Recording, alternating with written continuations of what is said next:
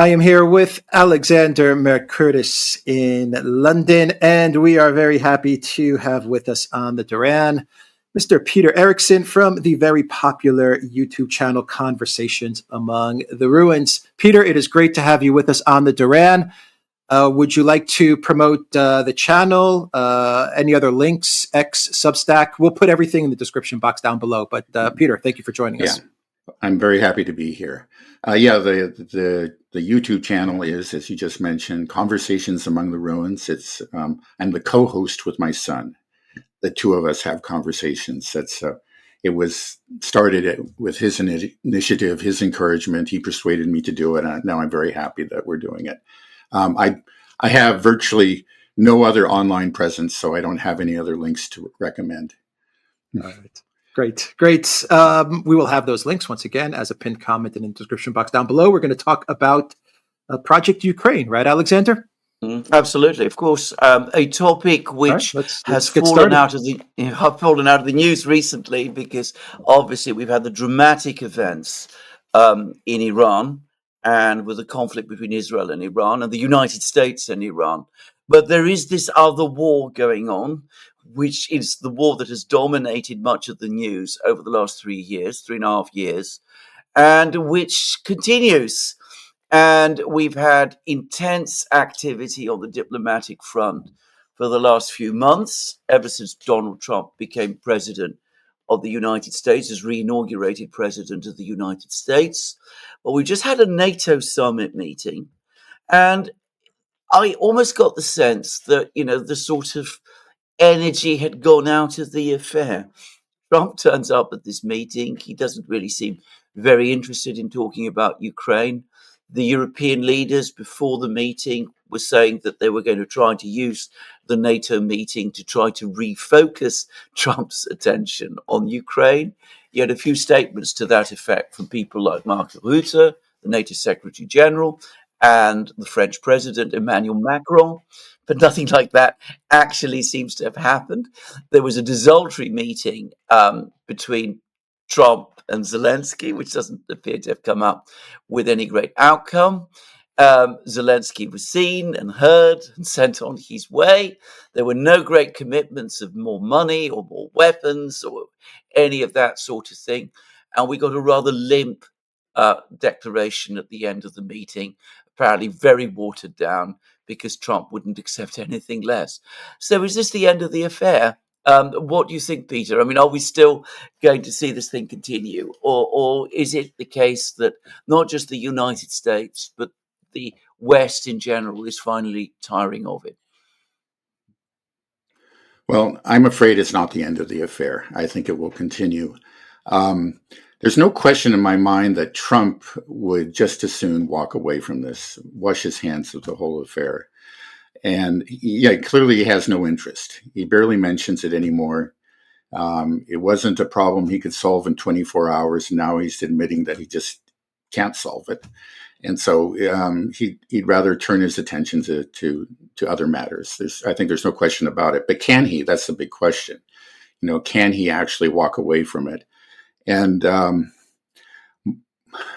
when I play out different scenarios in my mind, I don't see him succeeding in doing that. He may actually try. They may cut off, for example, the flow of weapons to Ukraine.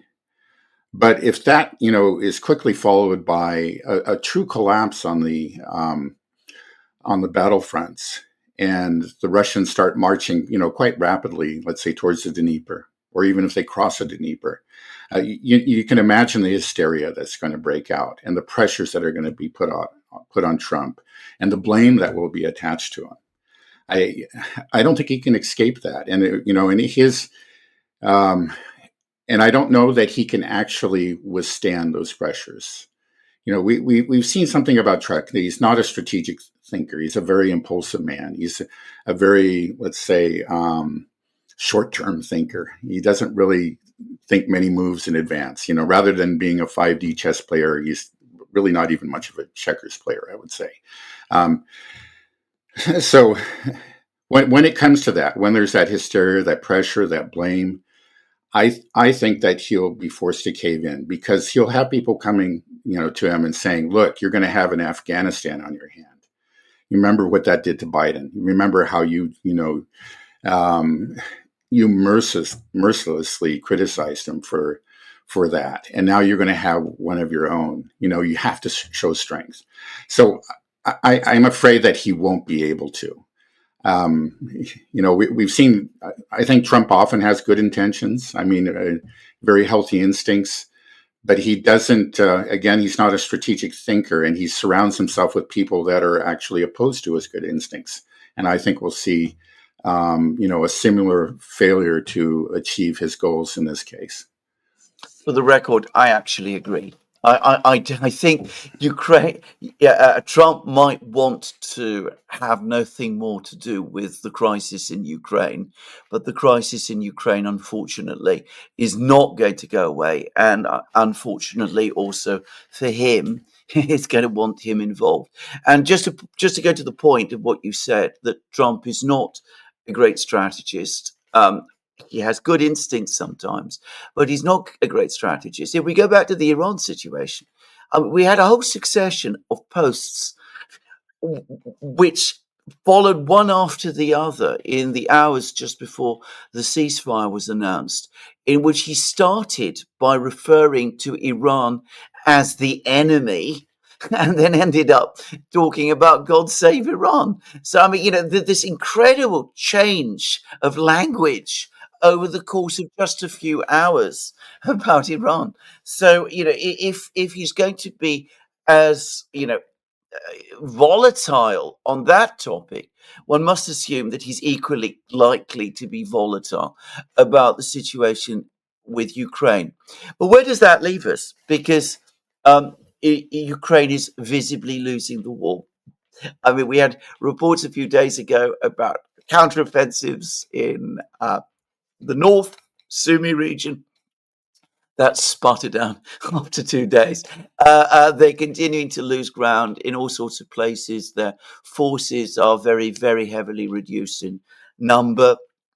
They're running out of shells again and drones again and all of that all over again. The F-16s haven't made a difference. The Mirage 2000s didn't make a difference. So what exactly does the West do? Does Trump do?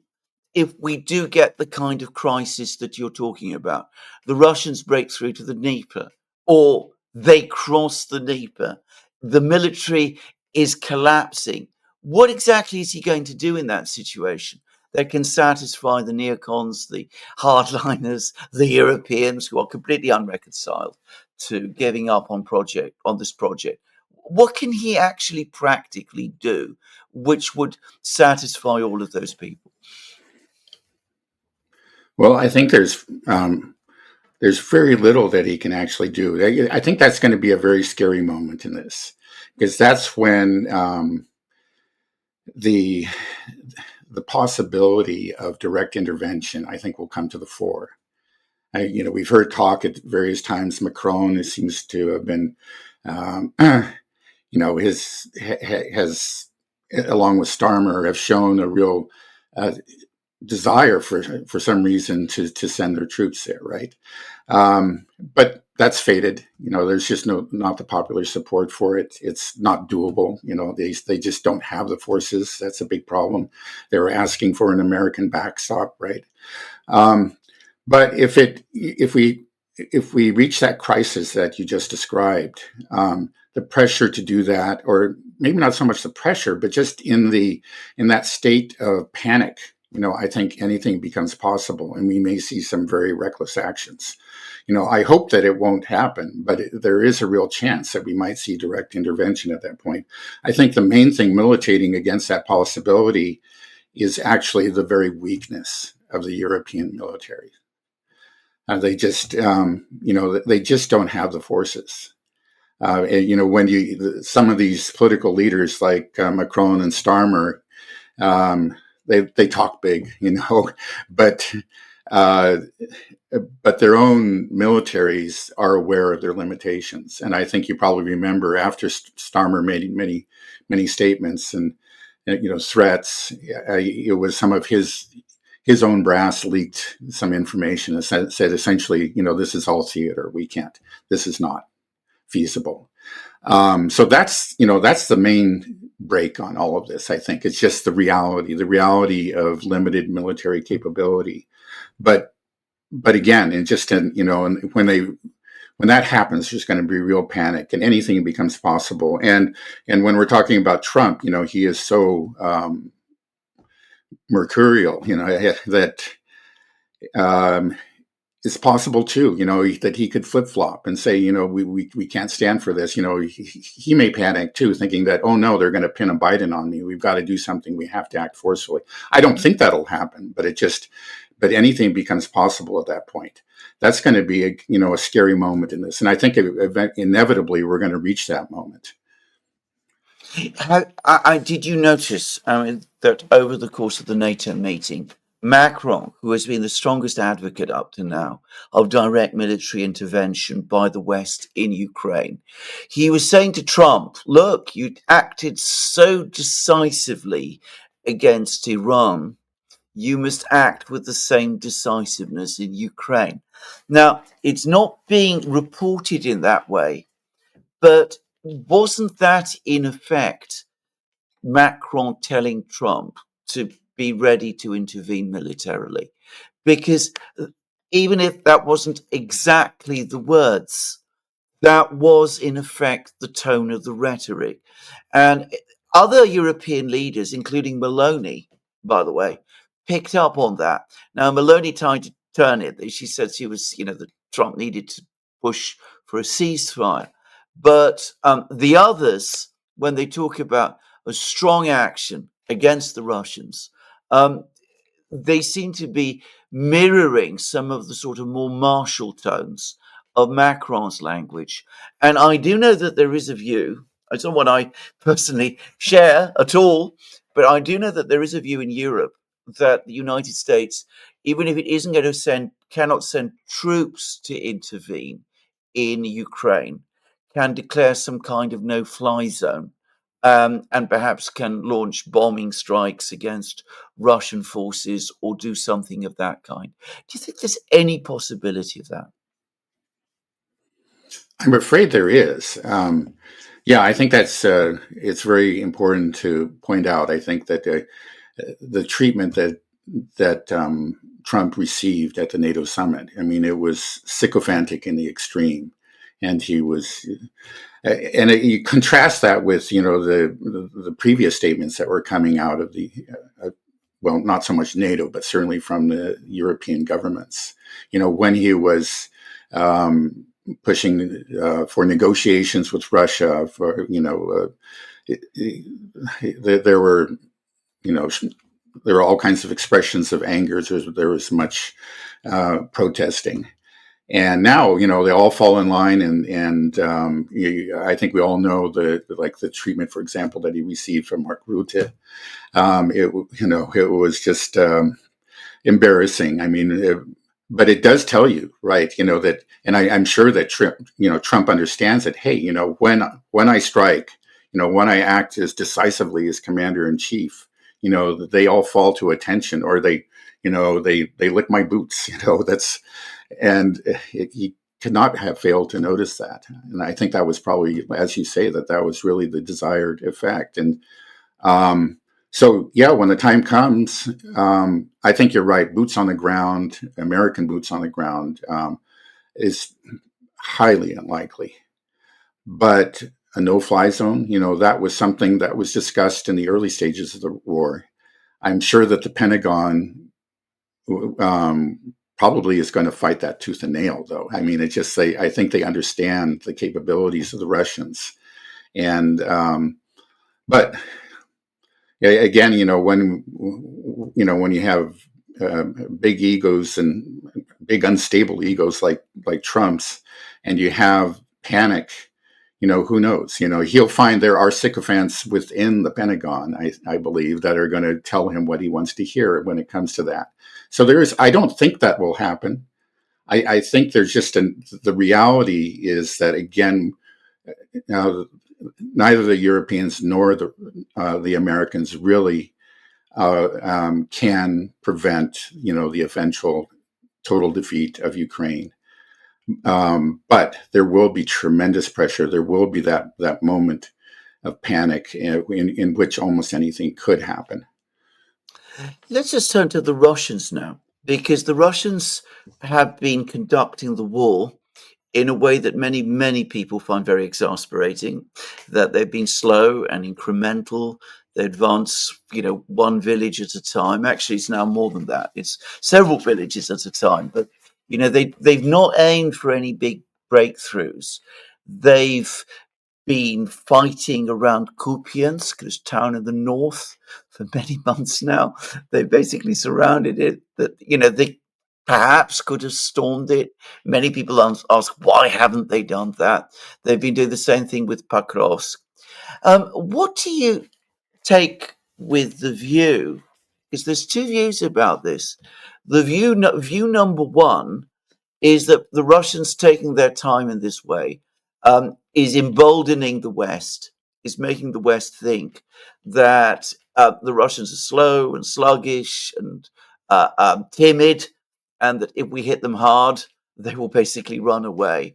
And then there's the other view, which I do know exists inside Russia, which is that what the Russians are basically doing is that they're boiling the water slowly.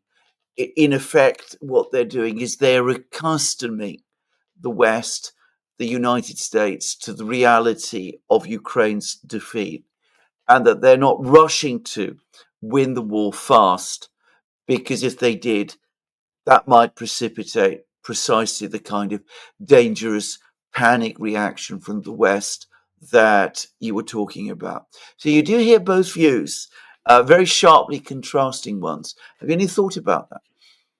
Mm-hmm.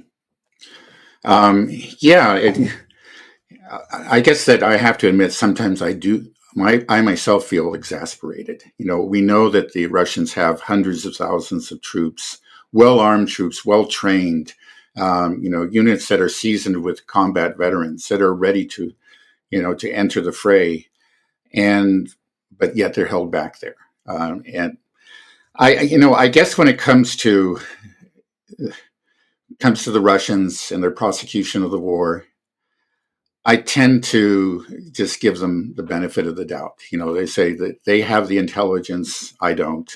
There are smart people in charge of this. They know what they're doing. And so, that is my tendency. And I think that it's correct. One thing is you can see that over time, this notion that the Russians are weak, it's still there, but it is clearly diminishing over time. As this incremental strategy that they have pursued, maybe initially was perceived as weakness, but is now looking as, I can't remember who used this phrase exactly, a lava flow. It just in an irresistible lava flow, and so that contempt that was so common, let's say back in 2022 and even in 2023, is vanishing. And then it was a stalemate, and now we're getting, I think, as an increased recognition that the Russians are winning and they're bound to win this war. Then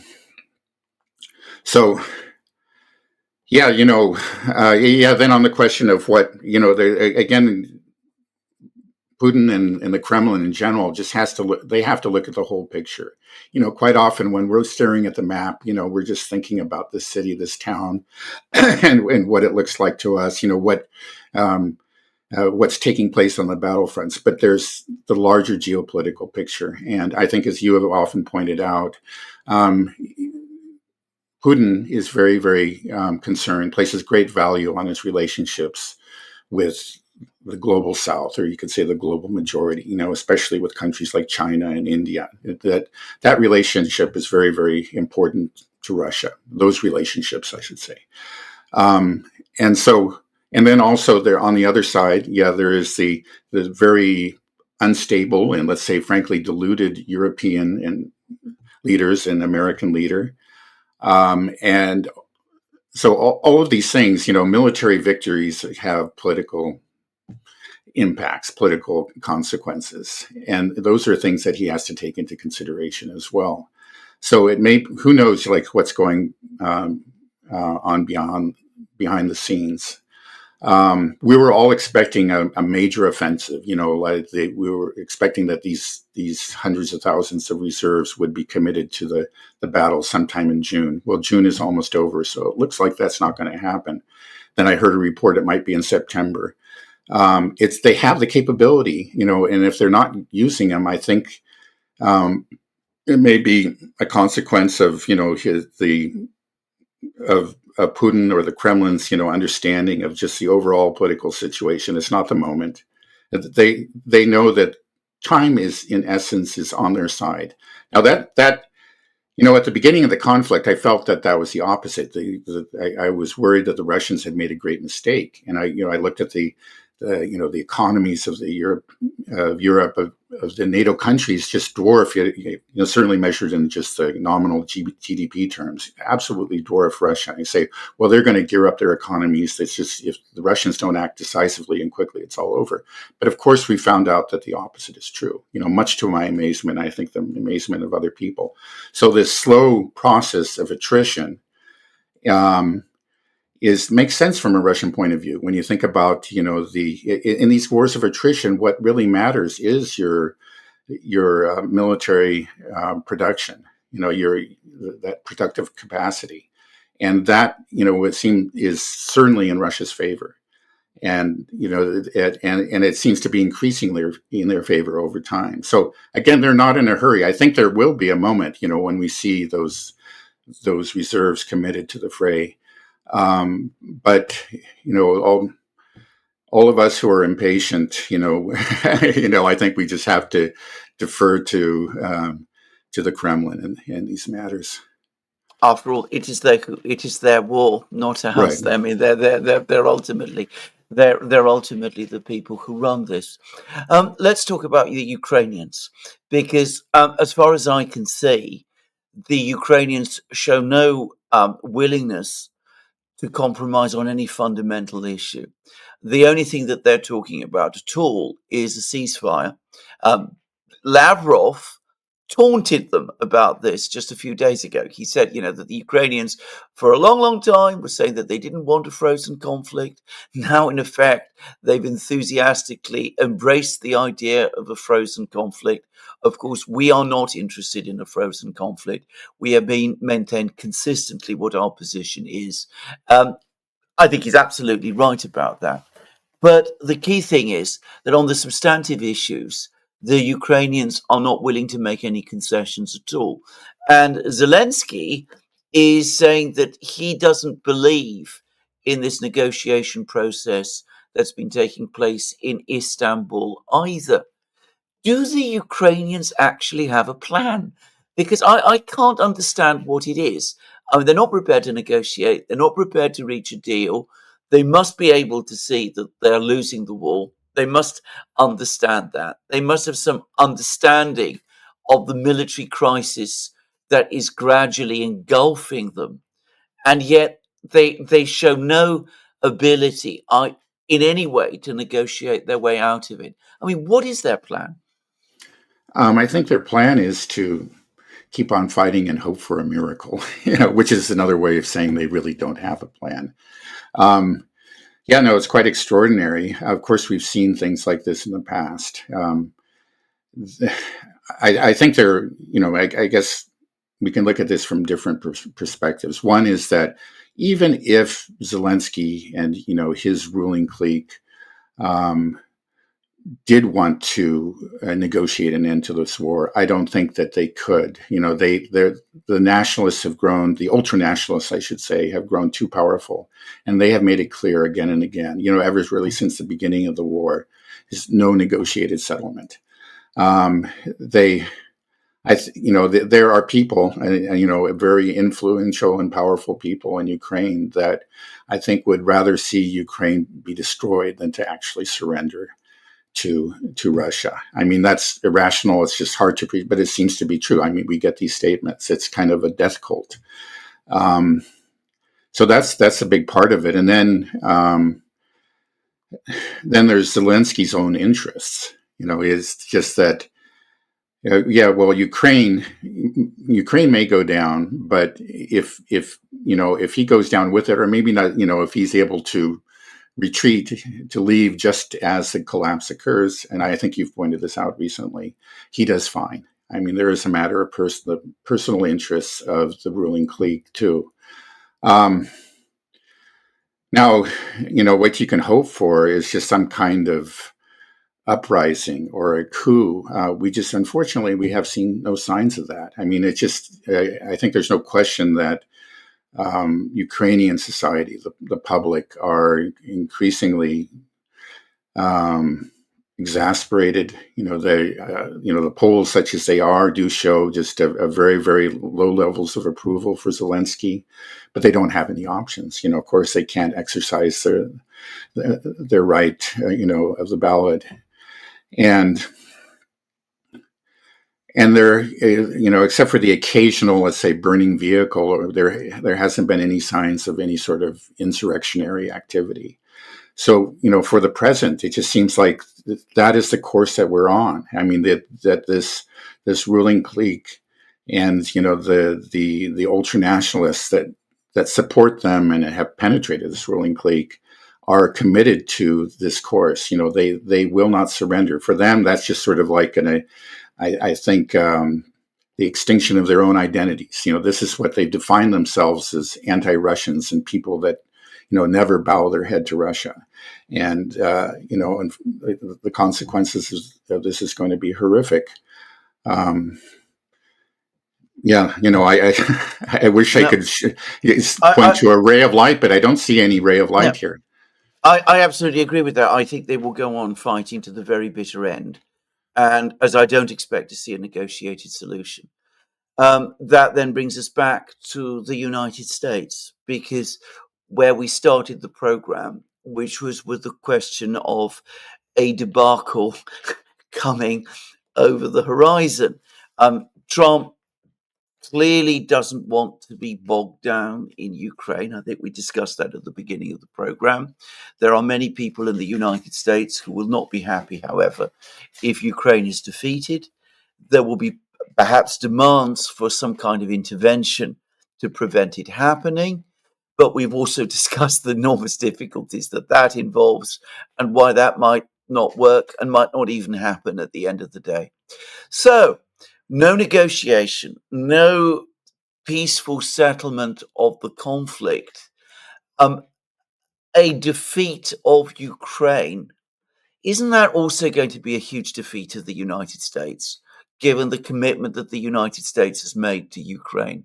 And how will the United States respond to a defeat of that kind? Let's put aside the question of what happens to Donald Trump. Let's talk about the United States and its long-term position and what it does. Yeah, no, I think there's no question that it's going to be a very consequential defeat for the United States. I know that John Mearsheimer has said there's no question that Russia will win this war, but it will be an ugly victory. And I think there's no question that Ukraine, of course, will be defeated, but it will be an ugly defeat, and an ugly defeat not just for Ukraine, but for NATO. Because the involvement of NATO has been so extensive from the very beginning, and the constant insistence on part of all the European leaders and of American leaders, at least Biden, that we cannot lose, as long as it takes. Remember, we don't hear that so much now, but we heard it again and again. And I think the Europeans still utter that. This will be a difficult one to walk away from. When you're talking about Iraq or a small country or Afghanistan, even, that was an embarrassing debacle, but now people don't think about it. It's a small country on the other side of the world, with really very little connection to the Western world. But this is different. This Ukraine is part of the Western world. This is not something that you can simply walk away from, that you can memory hole, which often our media is very, very good at doing. This is right on the borders of Europe. So this is something that will have consequences for the reputation of NATO, of the collective West. There's no escaping of it. It's going to be a serious blow. When this started, there was a great deal of confidence, of course, that we would prove victorious, that our weapons were far superior. And we have seen these weapons introduced one after another, with great fanfare. This is so each and every one of them was going to be a game changer. Everything from the HIMARS to the F-16 and several weapon systems in between. And every single one of them has had virtually no impact, or if there was an impact, it was temporary, and the Russians then figured out a way to neutralize that weapon.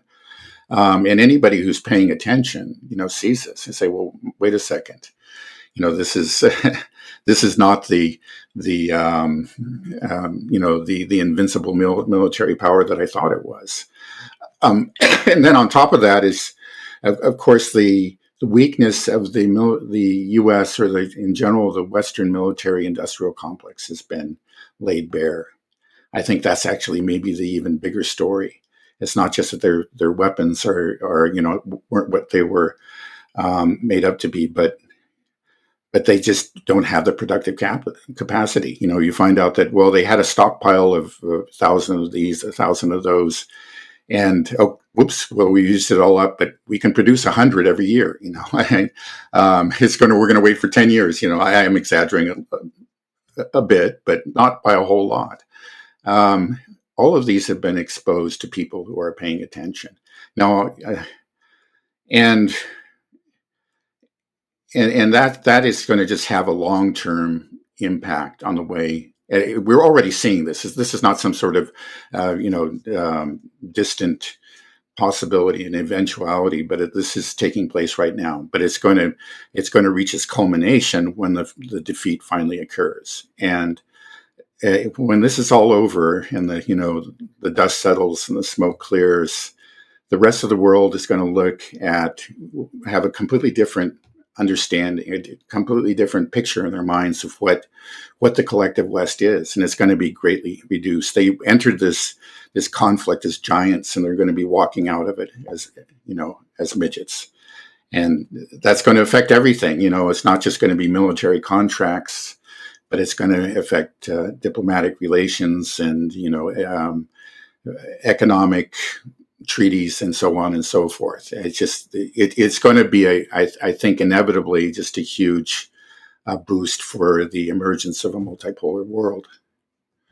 Peter Erickson, they walked into it as giants and they walked out of it as midgets. I might steal that one from you. You're welcome to. Peter Erickson, thank you very, very much for sitting and talking to me and going through this so carefully and thoroughly and so analytically. Thank you. You're welcome. Thank you, Peter. Once again, the channel is Conversation Among the Ruins. Peter, you want to give a plug one more time to the channel? I will have the links in the description box down below. Okay, yeah, it's just a YouTube channel. I don't think we're on any other platform right now.